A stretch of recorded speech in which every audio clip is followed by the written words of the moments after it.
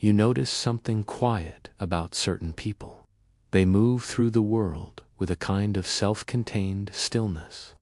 Not lonely, not waiting, just complete. While others chase connection like oxygen, they breathe perfectly fine, alone. And somewhere in that difference lies a question the world keeps asking but never quite understands. Why do some people choose to stay single?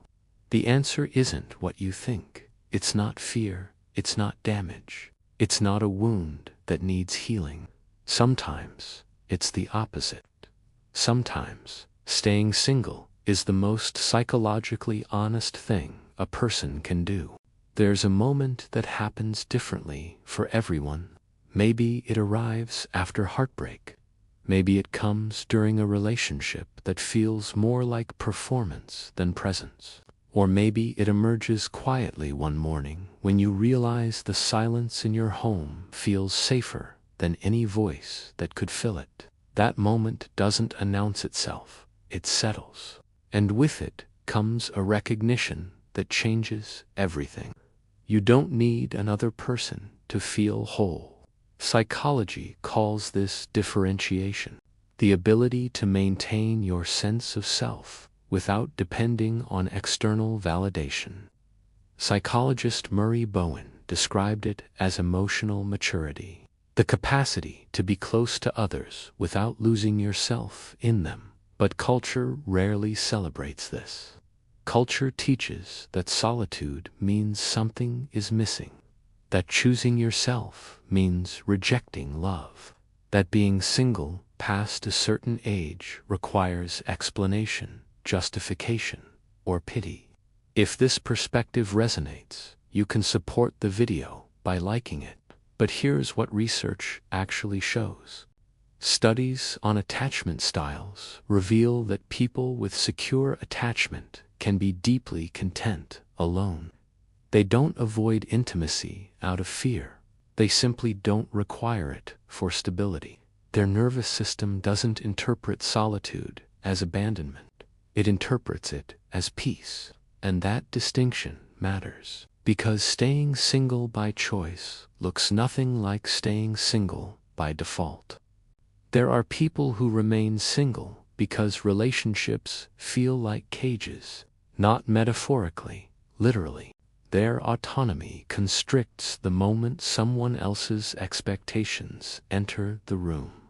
Neuroscience explains part of this. Highly sensitive individuals process stimuli more deeply. Social interaction floods their system with information, tone, subtext, micro-expressions, unspoken needs. A single conversation can feel like reading 3 books simultaneously. And while they can do it, while they can navigate the emotional complexity of partnership, the cost is high. Exhaustion becomes the baseline. Solitude becomes restoration.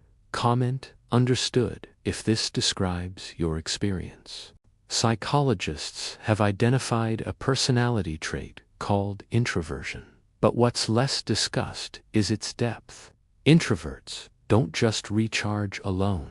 They think alone. They process alone. They construct meaning in silence. For them, a relationship isn't just sharing space. It's sharing the internal world where their identity lives. And not everyone wants that level of access.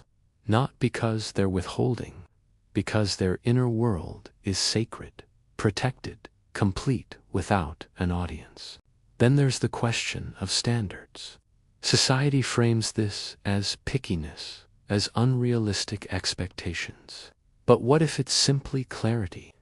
What if some people have spent enough time with themselves to know exactly what drains them and what doesn't? They've learned that loneliness in a relationship is worse than loneliness alone, that performing compatibility is more exhausting than admitting incompatibility. So they wait, not for perfection, for resonance. And if resonance doesn't arrive, they don't collapse, they continue. Research on relationship satisfaction shows something fascinating. Single people who report high well-being often score higher on self-sufficiency measures than their partnered counterparts. They've built lives that don't require another person to justify them. Careers that fulfill, friendships that sustain, routines that nourish. They're not waiting for someone to complete the picture. The picture is already whole. Type YES if this helped you understand something about yourself. But there's a darker thread woven through this narrative, one that psychology acknowledges, but culture ignores. Some people stay single because every relationship they've witnessed has been a warning. Childhood taught them that love looks like control, that partnership means losing yourself, that intimacy invites invasion. So they choose the known safety of distance over the unknown risk of closeness. This isn't emotional maturity. This is survival dressed as preference. Attachment theory identifies this as avoidant attachment, a pattern formed when early caregivers were inconsistent, dismissive, or emotionally unavailable. The child learns that dependence leads to disappointment, that self-reliance is the only reliable strategy, and that lesson doesn't fade with age, it calcifies. The adult maintains distance, not because they don't desire connection, but because their nervous system interprets connection as danger. Distinguishing between these two types of singleness matters. One comes from wholeness, the other from woundedness. One is a choice rooted in self-knowledge. The other is a defense mechanism rooted in fear. And the person living it may not always know which one they're experiencing, because both feel like autonomy, both feel like control, both whisper the same reassuring lie. You're fine alone, but fine isn't the same as fulfilled. And this is where the psychology gets complicated. Because you can be genuinely content in solitude and still carry unresolved attachment wounds.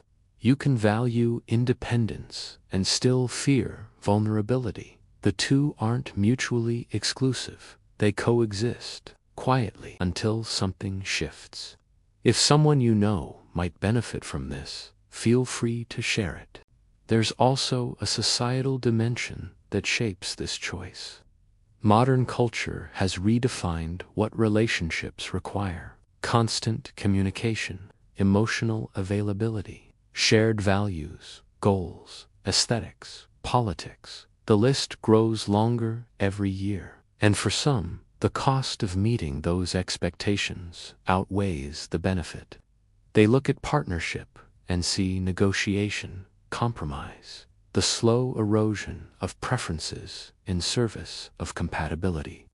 And they decide the trade isn't worth it. Philosopher Simone de Beauvoir explored this tension. She argued that romantic love often demands self-sacrifice, particularly from women, that the traditional relationship structure requires one person to shrink so the other can expand.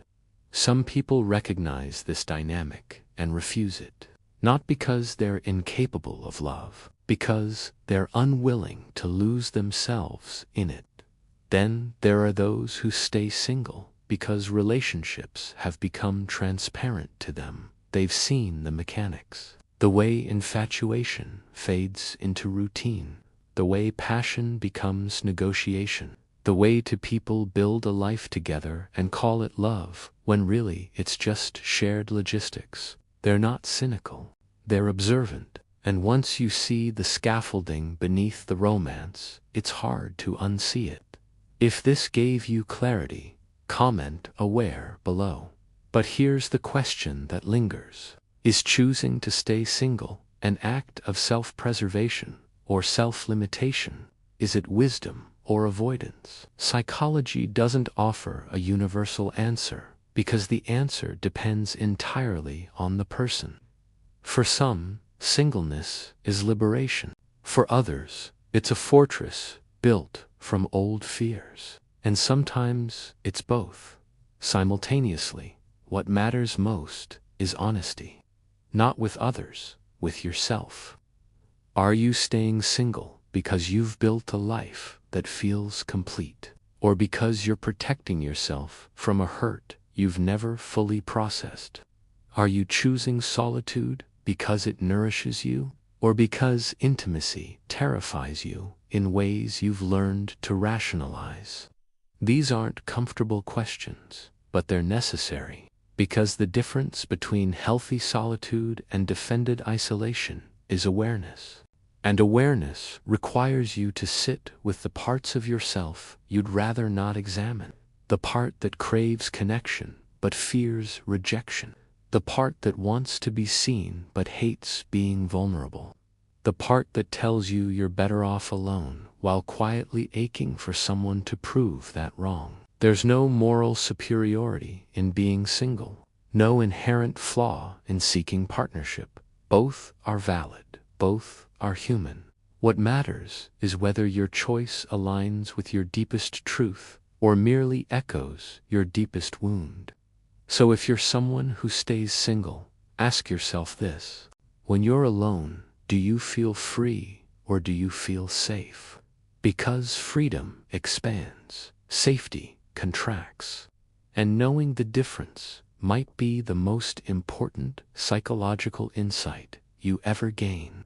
If this made you reflect on your own patterns, consider liking the video. What does your solitude feel like to you? Freedom or safety? And if you found value in this exploration of human psychology, subscribe for more content that examines the hidden layers of how we live, love, and protect ourselves from both.